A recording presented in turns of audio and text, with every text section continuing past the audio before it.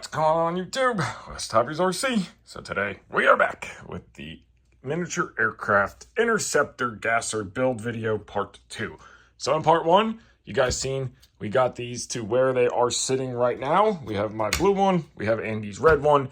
They are identical other than one is red and one is blue. We are running the OS GT15hz engine.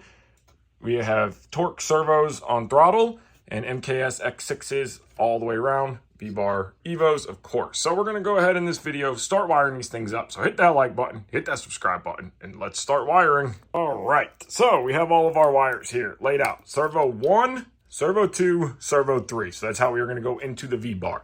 Now you can tell up here we have two sets of wires run up. We just mocked our tail servo, so it's going to run up and into the frame, and it's going to come out here. So on this side of the frame, we're going to put a little piece of junction heat shrink, tape it to the frame so it is out of the tail belt. We don't have to worry about it. We also have to remember and consider that we have our X-Guard RPM box down here. So this is going to have to get wired up, and then we also have to run power to our ignition that's down here, which will go up to here.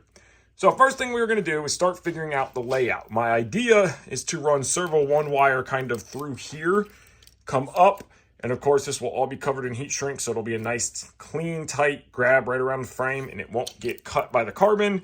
And then of course, number 2 is going to servo 2 is going to come up like this or come down. So we're going to start figuring that out. So let's start laying some wires around and see what we come up with. So we got our wires for the servos ran. So we have servo 1 goes covered in heat shrink across. We're going to secure it to that support, so that way it is out of any rotating areas, and then it's going to get 90'd, and then this is going to be a little junction piece right here for our 3 servos.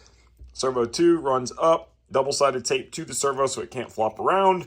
Same with servo 3, and then those go together with a zip tie on the inside of the frame to hold them away from the center hub that's spinning. We don't want to hit any of that. And then they're going to come a nice curve right into our FBL unit. Tail servo, throttle servo, and RPM port. We're going to move the wires under, come up here, and then go in. That way this side is all for the servos, throttle, all that. And then this side will be where we make our junction power that's going to run across and come out over to here. So let's get these figured out how we want to go. Get them marked, get them shortened. Let's move our tail servo, throttle servo wire to that side and run a wire down for RPM to our box and see what that looks like. We have our Cyclic servos completed. So you guys seeing how we routed them. I have a zip tie on that side right through there. That keeps them away from the main shaft. And then I zip tied the elevator servo, or servo 1, to keep it away from this main gear, because a lot of moving parts right here and not a lot of room to try to make this look clean. Junction heat shrink, 1, 2, and 3 into our V-bar. So now we're going to work on our tail servo, our throttle servo, and our RPM that comes out of this little box right here. So you can see our CDI box plugs into the side where it says OS ignition. This extension lead is going to come out with a servo end on it. That will plug into the RPM sensor on the engine. And then our power lead, which we're going to make a harness because that needs to be a separate battery. This is our tail servo and our throttle servo lead. So let's start routing those. Those are going to come up the frame over into here. So that way this side of the V-bar is all of our RPM and servos. And this side of the V-bar is going to be for power lead coming up to our batteries. And then we'll still have to run power up somehow for our second battery. We got all the Cyclic servo wires done. We have all of our wires for our throttle servo, tail servo, and our RPM box that is tucked right there. If you can see that guy, that yellow guy right there. So we have RPM, we have throttle, we have tail servo. So all of our servos are completely done, wired. Everything clears. There's a junction piece of heat shrink right there. We're going to secure that to the side frame, just like that, with a piece of double-sided tape like we did here. And that way, this can never touch that tail belt whatsoever. So that is all completed. Now, we are going to start working on batteries. So we have some 16 gauge or 12 gauge silicone wire here, and you'll see I have 2 for both interceptors. So we're going to make 2 of these. We are running a 2S 2250 or 2550. This will be just for the servos. And then we're going to run a smaller 1350 for the ignition. So this battery is going to sit here just like this. And these guys are going to run through here, and we're going to, about right here, split them off into 3 servo plugs. So 1, 2, 3. Might even do 4 since we have an open port. And those will go to there. XT60 will be soldered onto this end, which will sit here for this battery to plug into. And then we will start running 16 gauge wire through this hole, down, follow this guy, and powering the ignition. So we're running 2 batteries. So let's start soldering this up, see what we're looking like. We have our power harness made up. So this is for the actual main lead for our servos and FBL. XT60, 12 gauge silicone wire to 3 22 gauge servo leads. So you'll see it on the helicopter here. We're gonna put our XT60 on this end. Again, our main battery is gonna sit here. Our smaller battery will sit on top. So it'll sit like this. This lead will come here, plug in with XT60s. We're gonna cover this in heat shrink. It's gonna run in between the frame and the servo right there. So we can actually secure this junction piece to the frame. So that way it's completely out of everything rotating. And then that is going to run to our 3 servo leads that are right here. And they're gonna plug in right to channel 4, auxiliary 2, auxiliary 3 for power. And then we've got some 22 gauge servo wire, and we're gonna solder some 16 gauge silicone wire. We're gonna run it on the other side, and this is gonna be the power to our ignition, and it's gonna run up and come out of this little grommet right here. And then that'll go to an XT30 for our ignition battery. So first we're gonna get this marked up, figure out where we wanna put our plugs, figure out what we wanna cover up into heat shrink. We're probably gonna cover it to about right here. That way this is still siliconed out. Get that done, get servo ends crimped on, do the same on this one, and then we can start making up this power lead. Main power lead is in, so we're running through heat shrink so we can secure it to the side frame so that way it can't get around anything that's moving. It's gonna run around here. We'll secure it to the side frame under here, but it comes down, over, runs into our V-Bar Evo. So we have our power split between 3 leads. This will have an XT60. The red, Andy's red one is done the same. XT60 will be put on there. 2 12 gauge silicone wire. Again, this will be secured to the side frame. So that way it can't get into anything rotating and back into our V-Bar Evo. So now what we're gonna do is we're gonna take the smaller leads and we are gonna start making up the main power line that's gonna come through this grommet, down the side frame, around and into our power for the ignition. So let's get some 16 gauge silicone wire, solder up some leads, and see what that looks like. Now for the ignition power, we're gonna do the same thing as far as 16 gauge silicone to a servo plug. There's only one wire on the ignition, is this guy here. So 16 gauge silicone wire, there'll be an XT30 here. That's gonna run. We soldered it to a 22 gauge servo lead. So now you can see on this one how we have it ran. So we're using the grommet that's already included in this battery tray. So again, our main pack's gonna sit here and our smaller pack will sit on top. So this will go to a XT30. Now that's running inside the frame. So that'll be secured to the frame like this. And then this wire will be covered in heat shrink and it will kind of follow this ignition wire. And it's gonna run on the inside and then we'll go up through the bottom of the frame, just like that, zip tie it with this one. So we'll cut these zip ties off, put them both together. It'll be covered in heat shrink so the carbon can't cut through the wires. It'll look nice and clean. Everything will be secured. And then we'll just have our XT30 plug. And the reason why I'm doing an XT30 on ignition and a 60 on main, we have two different size batteries. 2250 for main power, 1350 for ignition power. I just want it to be foolproof so that way you can't accidentally plug in your smaller pack to receiver and your larger pack into ignition and then you have a shorter flight, etc. I know I'm not going to worry about it, but I just want it to be foolproof that way, and there's no point in running two 2250s because the ignition pair pulls very little power.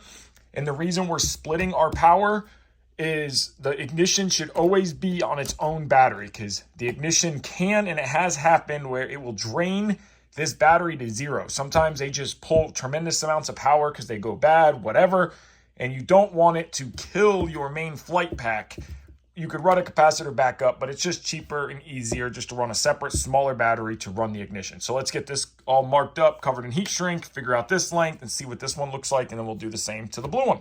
Wiring for the ignition is done. So we still have to, of course, solder XT30, XT60, but it runs through there.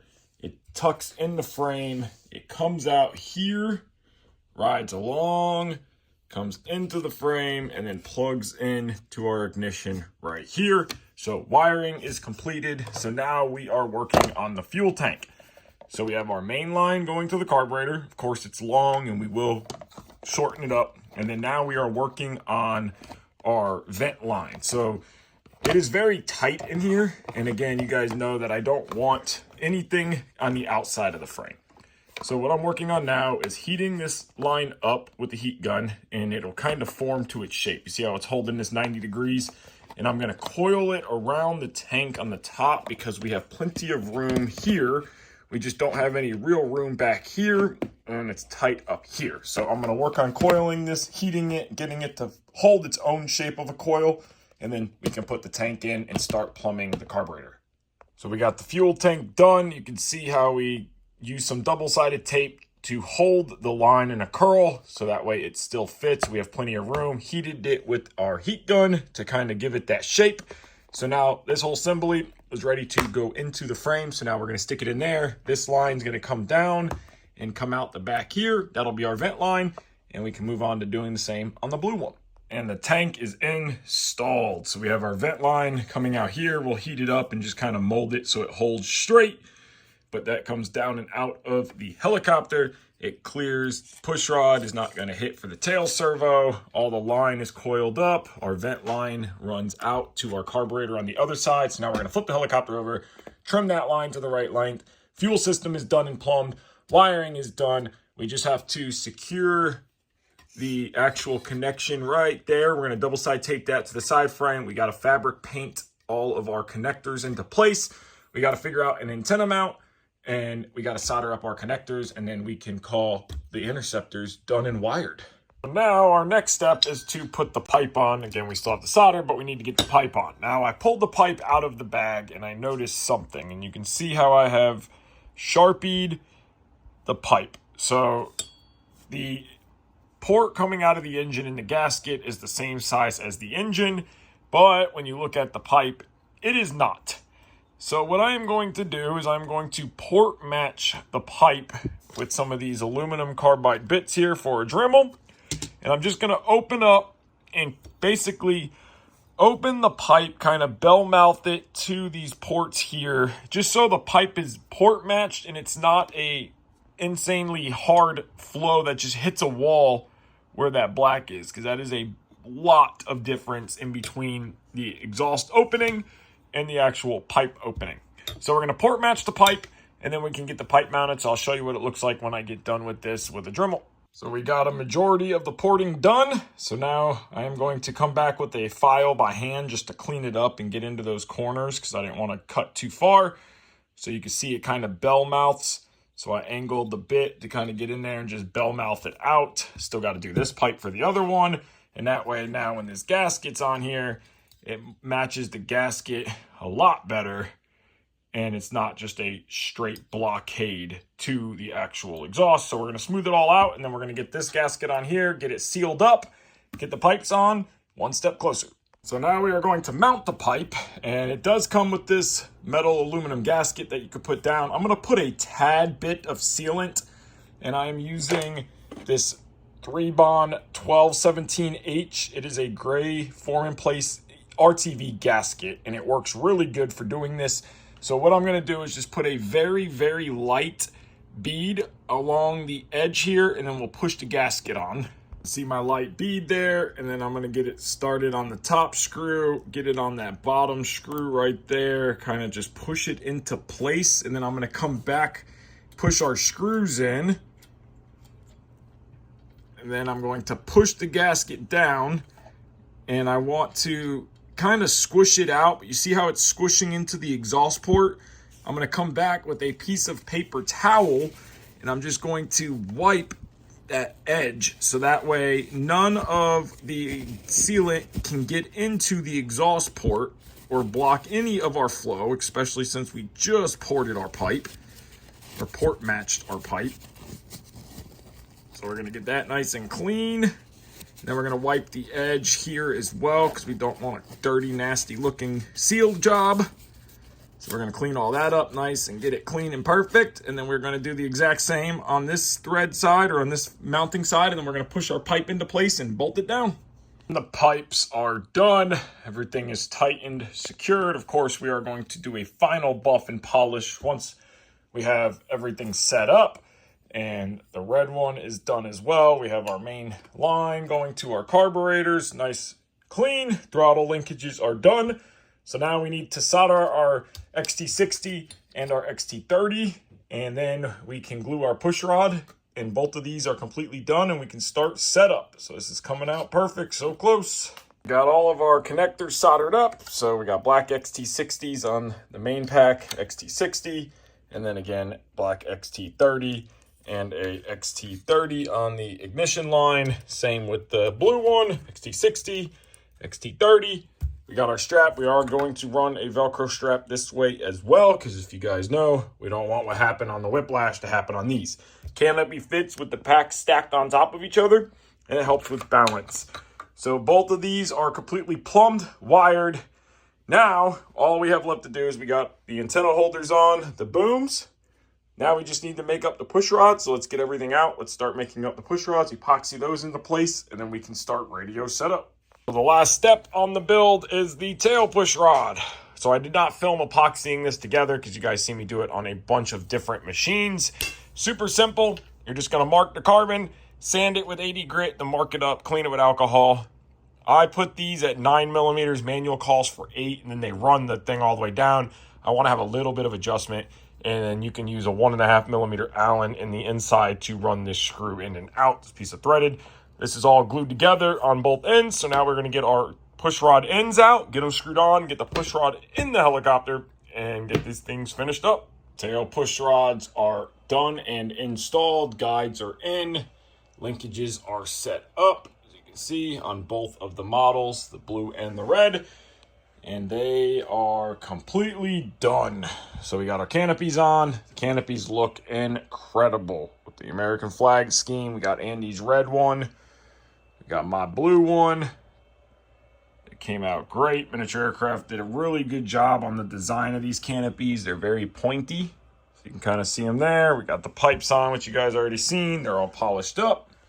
And we got our MS Composite Rapid blades on. So we are running the 600 millimeters on this one. And they are the version 1, not the new V2s. We do have a set of the V2s, but the V2s are orange. We got our tail blades on, 95 millimeter MS Composites. So these models are completely finished up. We got to do FBL setup, charge the batteries, and go fly them. I have the clips to hold the canopy just stuck there so that way you don't lose them, taking the canopy on and off. So we're going to end off the second part of the build series here. I hope you guys enjoyed these. I'm very curious to see how these OS GT15 gas engines perform. I've heard very not great things, some good things, bad things. So we're going to test it out. We put the best that we could, the new upgraded carburetor, the new isolator block, new cooling headed. So hopefully they perform. We port match the pipes. Hopefully these engines perform. So the next video you guys see on these will be the first start and break-in flights on them. So I want to thank you guys so much for watching this build video. If you haven't already, hit that like button, hit that subscribe button. Take care and have a great day.